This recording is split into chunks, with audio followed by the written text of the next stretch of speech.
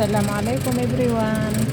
Pina-prepared ko kanina yung ginagawa kong salata sa buong isang linggo. Ayan, samander. Hindi ko alam ang anong tawag ito sa English or Tagalog.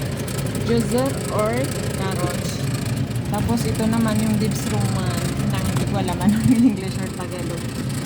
Ito naman yung malfu. Repolyo.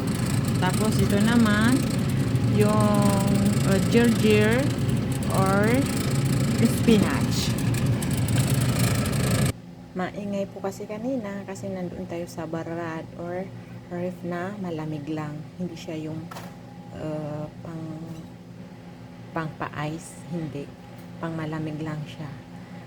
Kaya hindi ko tinapos doon ang aking pagsasalita dahil napakaingay.